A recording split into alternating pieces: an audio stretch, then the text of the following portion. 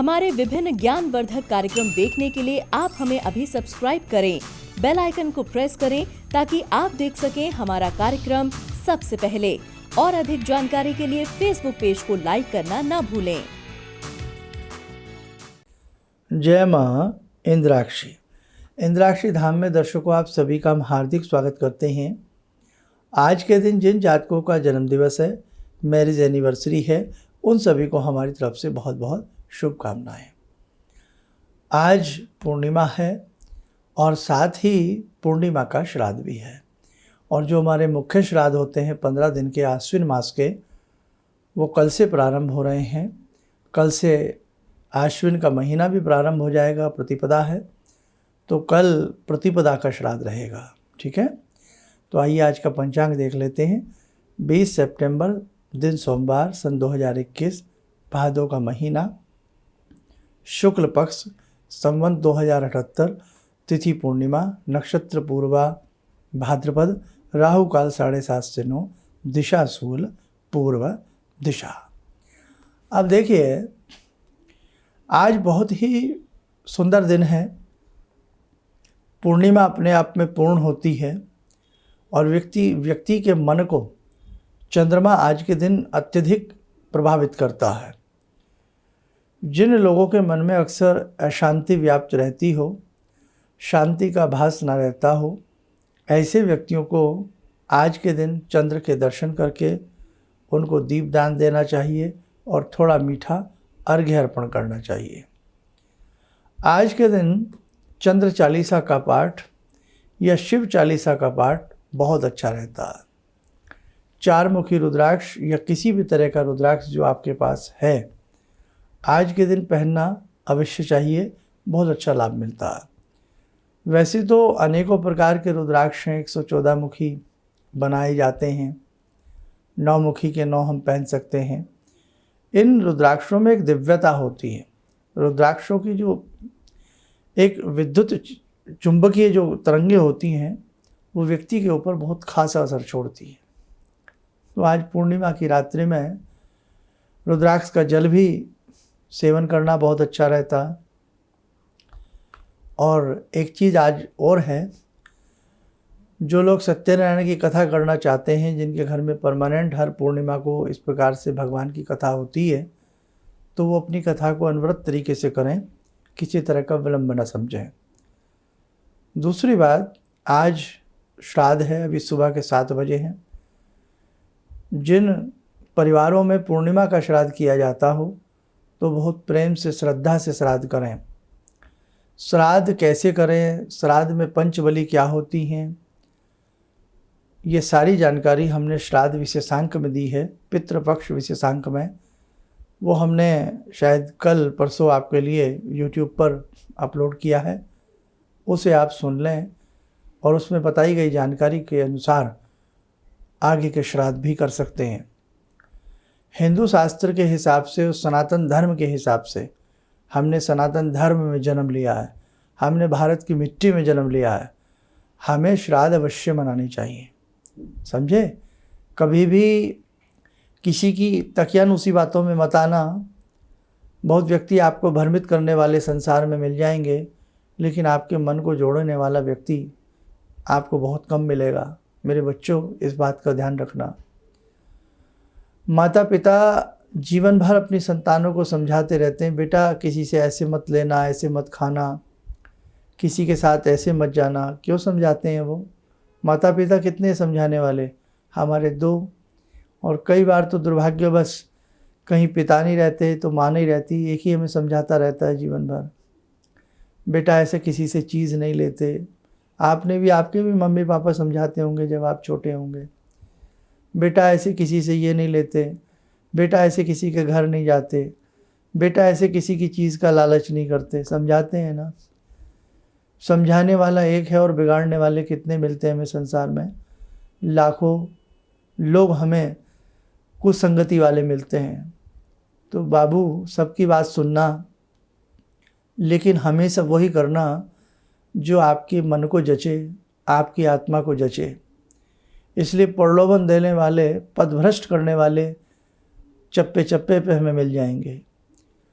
बहुत लोग हमें ऐसी ऐसी फिल्में हमारे ख़िलाफ़ बन जाती हैं हिंदू धर्म के, ये श्राद्ध अंधविश्वास है, कौन भोजन करता है मरने के बाद। अरे साहब, कोई भोजन नहीं करता मरने के बाद, ये भावना है, ये भावना है।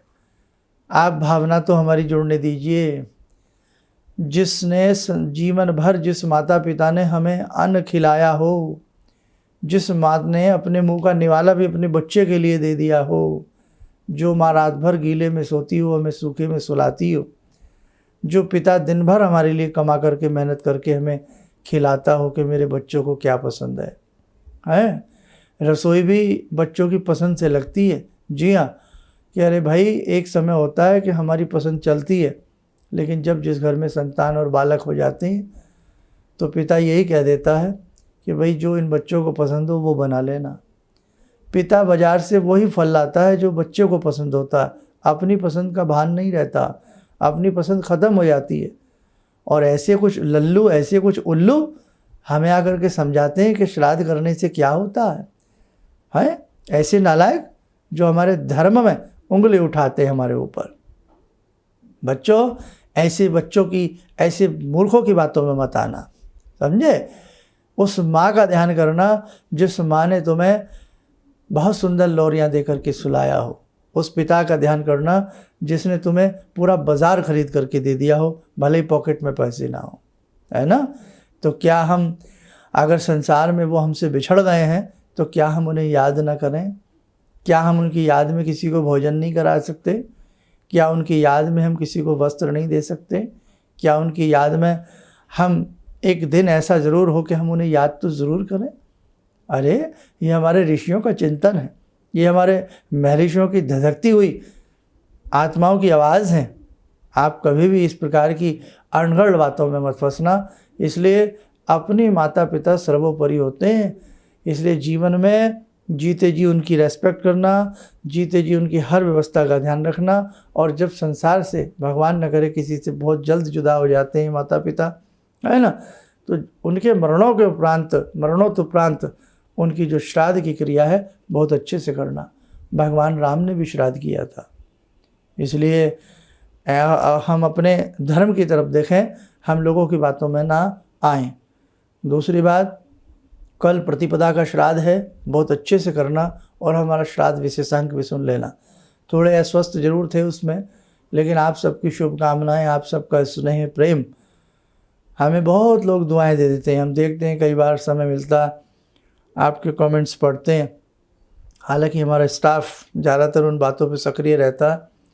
जैसे भी कभी समय मिलता है सुबह रात में, तो देखते हैं कि बहुत छोटी छोटी उम्र की बच्चियां भी हमें आशीर्वाद दे रही होती हैं कि गुरुजी आप स्वस्थ हो जाएं, गुरुजी आपका गला ठीक हो जाए। तो ये क्या है? ये आपका प्रेम है। जब छोटे छोटे बच्चों को, हम तो आपके पिता नहीं, हम तो आपके मामा नहीं, हम तो आपके काका नहीं, चाचा नहीं, भाई नहीं, लेकिन फिर भी हमारा आपसे एक रिश्ता है, फिर भी हमारा आपसे प्रेम है ना?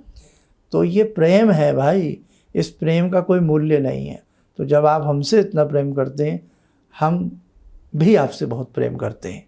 इसीलिए हम आपको जीवन की आखिरी सांस तक, अंतिम क्षण तक हम आपको सच्ची बातें बताएंगे। हम आपको भटकाएंगे नहीं, हम आपको हमेशा समझाने की बात करेंगे, है ना? हम बेकार की बात आपसे कभी नहीं कर सकते कि अब हमारे यहाँ ये है, हमारे यहाँ से ख़रीद लें, फलाना कर लें। नहीं साहब, वो बातें अलग हैं, ज्योतिष के तत्व अलग हैं, लेकिन जो बातें जहाँ की हैं वो वहीं करनी चाहिए। इसलिए अपने श्राद्ध कर्म को अच्छे से मनाना।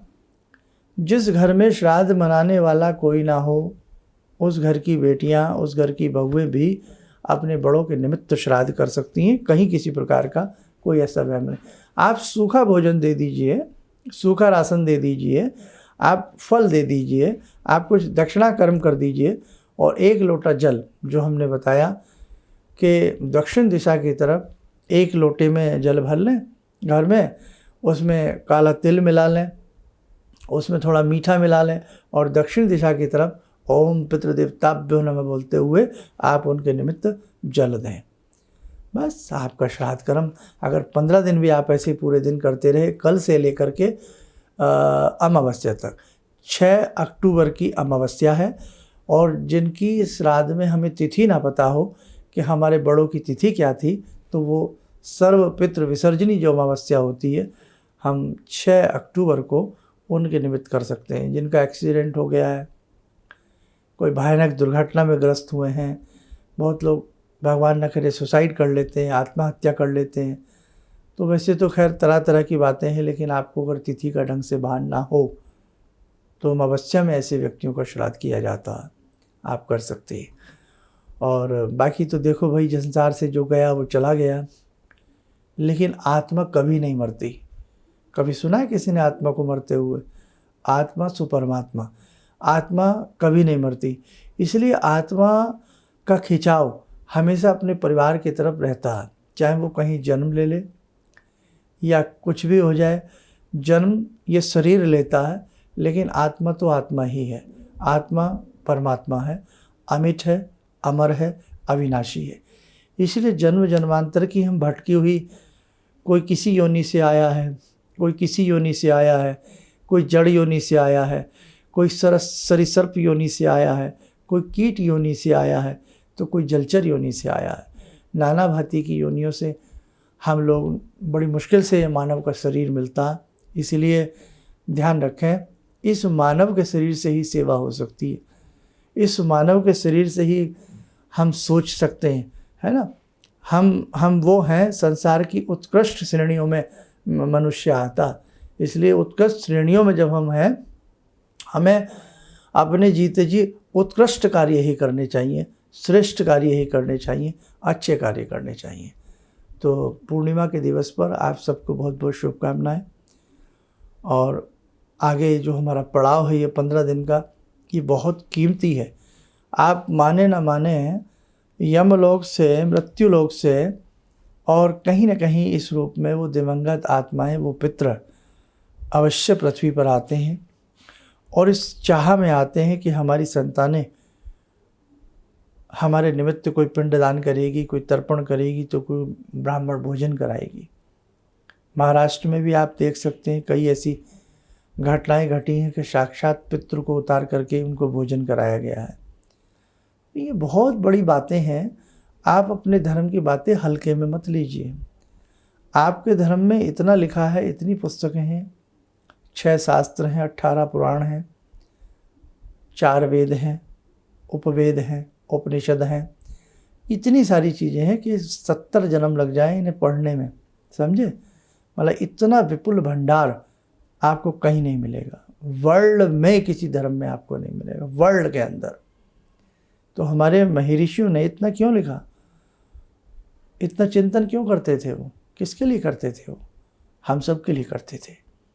इसलिए भैया, मन को मत भटकाना, बहुत अच्छे से अब श्राद्ध करना, और श्राद्ध के बाद तुरंत भगवती देवी चंडिका महामाही की उपासना करने का सुअवसर हम सबको प्राप्त होगा। आइए, समय हो चला आज की ध्यान साधना का। जैसे कि दिन सोमवार का है, पूर्णिमा का है, जो चंद्रमा को अपने ललाट में धारण करते हैं, आइए ऐसे आशुतोष को, ऐसे भगवान चंद्रेश्वर को, ऐसे भगवान शिव को हम भजें। ओम आत्मा त्वं गिरिजामति सहचरा प्राणा शरीरं गृहं पूजा ते विषयोपभोग रचना निद्रा समाधिस्थिते संचारा पदयो प्रदक्षिण विदेः श्रोत्राणि सर्वागिरो यद्यात् कर्म करोमि तद्दखिलं शम्भोस्तवाराधनम् चन्द्रोद्भासित शेखरे स्मर हरे गंगाधरे शंकरे सर्पे भूषित कंठ कर्ण विवरे नेत्रोत्तवे स्वानरे दन्ते त्वकृत सुंदरां वरदरे त्रैलोक्यसारे हरे मोक्षार्तिं कुरु चित्तवृत्त्यमचलं मन्येस्तु किं कर्म वे वन्दे देव उमापतिं सुरगुरुं वन्दे जगत्कारणं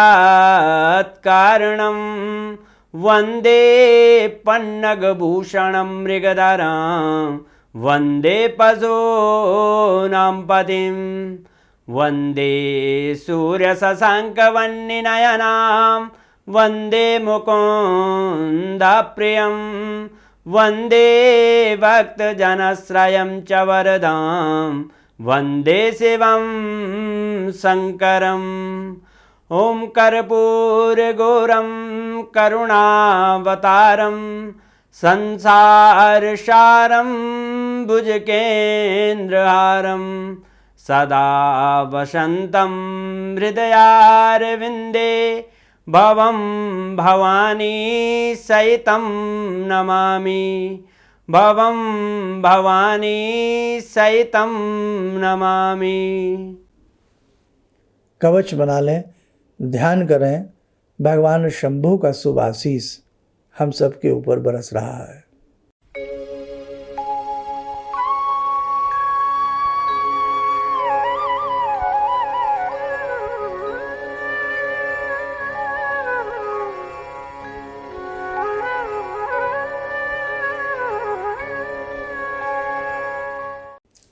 ओम बोलते हुए नेत्र खोलें, सामान्य हो जाएं। देखो, समय समय पे जो हमसे बनेगा हम आपको गाइड करते रहेंगे, और बस आगे की बहुत सारी चीज़ें जो हमें आपको मिलकर के करनी है। बस आपसे एक ही प्रार्थना हम कर सकते हैं कि इस प्रकार के जितने भी हमारे विशेषांक होते हैं आपस में एक दूसरे को बताइए, शेयर कीजिए, चैनल से लोगों को अधिक से अधिक जोड़ने का प्रयास करें। हिंदू धर्म के नाते, सनातन धर्म के नाते आप स्वस्थ रहें, सुखी रहें। इन्हीं शुभकामनाओं के साथ हम अपनी वाणी को विराम देते हैं। जय मां इंद्राक्षी। गुरु जी से मैं तब से जुड़ा हूँ जब से वो एक चैनल आती थी P7, उसी से मैं जुड़ा हुआ था। और गुरुदेव से हमारी जब मुलाकात हुई तो मैं आश्चर्यचकित रह गया जब उन्होंने हमसे बताया कि आपके साथ ऐसे ऐसे हुई। तो मैं इतना आश्चर्य हो गया कि इन्हें कैसे मालूम, और इतना बढ़िया इन्होंने बताया जिसके वजह से मैं आज तक उनसे प्रभावित हूँ। और इनका बताने का शैली वगैरह इतनी बढ़िया है जो हम अपने क्लास के टीचर से भी उतना बढ़िया नहीं समझ पाते थे। ये हमें बहुत पसंद आई। और दूसरी बात कि इनके साथ जितने भी मैं जुड़ा, जब से जुड़ा रहा, जो भी समस्या आई मैं बहुत ही अच्छा तरह से मेरे सॉल्व होते चले गए। और आज तक मैं उनके आशीर्वाद से मैं बहुत सुखी हूँ। किसी भी समस्या के समाधान के लिए मिले प्रसिद्ध हस्तरेखा एवं वास्तु विशेषज्ञ प्रोफेसर धर्मेंद्र शर्मा जी से। नोट: शिविर में भाग लेने हेतु एवं व्यक्तिगत रूप से मिलने के लिए कॉल करने का समय सुबह 10 बजे से शाम 6 बजे तक। हमारे विभिन्न ज्ञानवर्धक कार्यक्रम देखने के लिए आप हमें अभी सब्सक्राइब करें, बेल आइकन को प्रेस करें ताकि आप देख सकें हमारा कार्यक्रम सबसे पहले। और अधिक जानकारी के लिए फेसबुक पेज को लाइक करना न भूलें।